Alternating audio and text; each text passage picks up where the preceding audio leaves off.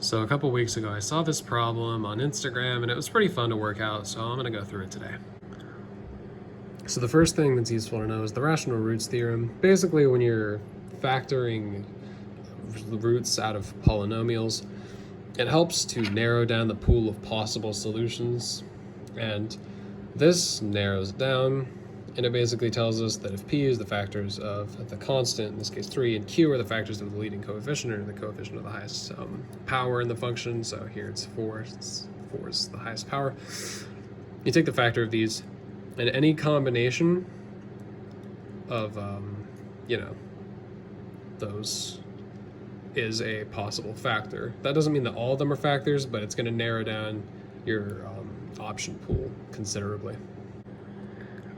And so we end up with this possible thing. As you can see, we basically took 1 and divided it by all of these factors, and we took 3 and divided it by all of these factors, and we wind up with this. And those are our possible factors. Of course, positive and negative. So, yeah. So I'm going to use synthetic division. I can explain it in a different video, but basically it allows you to do polynomial division the short way, but only when you're dealing with a binomial, which is fine if you're working with, a solution or a root. And the x is, of course, the power of 1. So in this case, we're trying x equals 1, which since I've already done this problem, I happen to know it's a solution.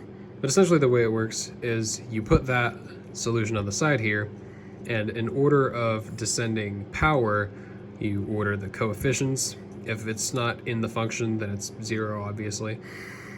So you'll bring it down this first time, then you multiply it by this and put it up here, then you add the number on top, bring that down here, multiply by it again. So you can see 0 plus 4 is 4, times 1 is 4, minus 7 is negative 3, times 1 again is negative 3, plus 0, negative 3, and a different theorem called the remainder theorem states that if the remainder that we get here is 0, then it is a perfectly divisible root of the function.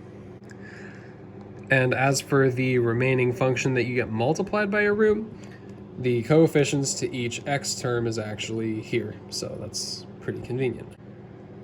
So remembering that we're using the solution of x equals 1 in this case, you simplify it out to be equal to 0, and then finally we wind up with this statement, again pulling these coefficients for our remaining function. But we have to repeat the process because it's not all completely factored out yet. So we're left with this, and of course there's nothing to factor with x minus 1, so we're going to look back at our cubic term here. And our p over q hasn't changed because we still have the same starting and remaining variable.